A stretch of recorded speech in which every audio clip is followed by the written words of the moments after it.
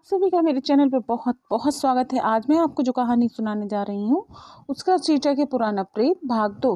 कहानी शुरू करने से पहले मेरी आपसे प्रार्थना है, प्लीज़ मेरे चैनल को लाइक शेयर एंड सब्सक्राइब करें। अच्छा लगे तो कमेंट भी करें। चलिए शुरू करते हैं आज की कहानी पुराना प्रेत भाग 2। अभी तक आपने सुना कि एक लड़की आंचल अपनी सहेली मिनी के साथ शहर गई थी। उसी रास्ते कुछ अजीब घटना हो रही है उसके साथ। रात को घर से बाहर जाती है। इसके अलावा शरीर में भी काफ़ी बदलाव आ गए हैं। पहले की अपेक्षा रंग भी निखर रहा है और शरीर भरा हुआ हो गया है, जबकि पहले वह दुबली पतली सी थी। इसकी आयु भी 20 वर्ष की है। बाकी की कहानी अब शुरू करते हैं। माता पिता की चिंता भी बढ़ गई। डॉक्टर सब सही बताया। अब तक तो सिर्फ इन्हें ही पता था कि अगर किसी ने रात को आते जाते देख लिया तो बात फैलते देर नहीं लगेगी और बदनामी होगी सो अलग। किसी भी जवान बेटी का घर से रात को 1 घंटे तक गायब रहना, इसे माँ बाप के अलावा और कौन समझ सकता है। माता पिता की रात की नींद और खाना पीना सब छूट गया इसी चिंता में। आज दोपहर को आंचल की बुआ का फ़ोन आया इसके पिता के पास। भाई बहन में कुछ देर बातें हुई, फिर पिता ने फ़ोन पत्नी को दे दिया। हाल चाल और इधर उधर की बातों के दौरान बुआ को लगा कि इसकी आवाज़ में वो उत्साह नहीं है जो हुआ करता था हमेशा। कुछ तो बात है। उसने पूछा, भाभी तुम कुछ छुपा रही हो मुझसे? नहीं तो, वह बोली। देखो, किसी भी समस्या को छुपाकर उसकी जड़ को तो मजबूत करना है। जब बात 2 लोगों से तीसरे तक जाती है तो विकल्प भी नए मिलते हैं। और मैं तो परिवार से हूँ, अब क्या बताऊँ बहन जी। जो भी है साफ साफ कहो, बुआ ने कहा। आंचल की माँ की रुलाई फूट गई। अरे भाभी, ऐसा भी क्या हुआ है जो आपने हमें अपना नहीं समझा, अब तक जिक्र भी नहीं किया? किसी की तसल्ली भरी बातें मन के गुबार को बाहर निकाल देती हैं। आंचल की माँ अब भी रोई जा रही थी। भाभी चुप हो जाओ और चिंता मत करो, मैं अभी आ रही हूँ 2 घंटे में। इतना कहकर उसने फ़ोन काट दिया। अब उसने आंचल के फूफा को बताया कि ज़रूर कोई गंभीर बात है वहाँ घर में, हमें अभी जाना होगा। आनन फानन में दोनों तैयार हुए, अपनी गाड़ी निकाली और सही 2 घंटे में पहुँच भी गए। यहाँ आंचल घर पर नहीं थी, कॉलेज गई हुई थी। उसके माता पिता थे दोनों। बुआ और फूफा से मिले, अब भी चेहरे पर गंभीरता थी। चाय नाश्ते के बाद बुआ ने ही पूछा, आंचल कहाँ है? दिखाई नहीं दे रही। फिर कॉलेज गई है, आंचल के पिता ने कहा। पर इसका जिक्र आते ही माँ की आंखें फिर से नम होने लगीं। बुआ को समझते देर न लगी कि मामला इस लड़की से ही ताल्लुक़ रखता है। कहीं कुछ उल्टा सीधा तो नहीं कर दिया इस लड़की ने।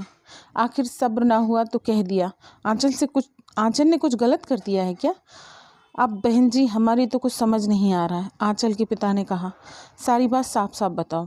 अब उसकी माँ ने अब तक जो भी हुआ सब बता दिया, जिसे सुनकर बुआ और फूफा के चेहरे पर चिंता की लकीरें उभर आईं। कोई कुछ नहीं बोल रहा था। चारों के चारों बिल्कुल चुपचाप बैठे थे। आखिर फूफा ने ही चुप्पी को तोड़ा। मुझे लगता है ये मामला कुछ अलग है और जितना दिख रहा है उससे कहीं अधिक बड़ा है। मेरे एक जानकार हैं, उनसे बात करता हूँ। अपना फ़ोन निकाला और आचार्य दुर्गादास का नंबर मिलाया। दूसरी बार में उधर से आवाज़ आई, हेलो, नमस्कार आचार्य जी, मैं रंजन सिन्हा बोल रहा हूँ। हाँ जी सिन्हा साहब, कैसे हैं? बस जी, कृपा है आपकी, उत्तर दिया। बताओ कैसे याद किया? आचार्य जी ने पूछा। एक समस्या है जी, लड़की के साथ। क्या हुआ है, सब कुछ विस्तार से बताओ। आपको सारी बातें लड़की की माँ बताएंगी, मैं उन्हें फ़ोन दे रहा हूँ। इतना कहकर रंजन ने फ़ोन आंचल की माँ को दे दिया। वह फ़ोन लेकर दूसरे कमरे में चली गई। करीब 10 मिनट तक बातें हुई दोनों में।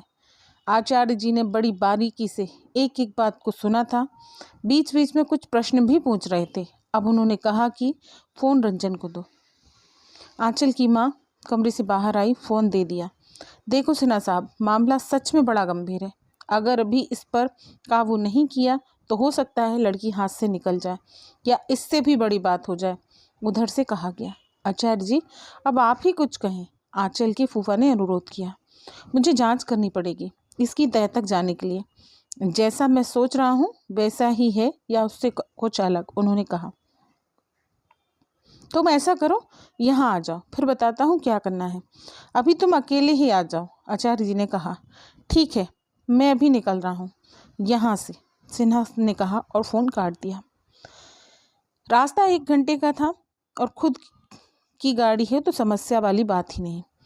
ये आचार्य इनके सहपाठी रह चुके हैं। बचपन की दोस्ती अब भी चल रही है। रंजन एक कंपनी में मैनेजर बन गए और आचार्य जी ने लोगों की सेवा करने का मन बना लिया और वे इन पारलौकिक शक्तियों के जानकार बन गए। अनेक विधाएं सीख ली थी और अब भी सिलसिला जारी है। ये तंत्र मंत्र का विषय बहुत विस्तार लिए है। उम्र छोटी पड़ जाती है पर पढ़ाई पूरी नहीं होती। कहानी अभी भी जारी है दोस्तों। आचार्य और सिन्हा में क्या बातें होती हैं, समस्या का क्या हल निकलता है, आंचल किसके सम्मोहन में जाती है रात में, इन सभी सवालों के जवाब आपको कहानी के अगले भाग में मिलेंगे। तब तक बने रहिए मेरे साथ। तब तक के लिए राधे राधे।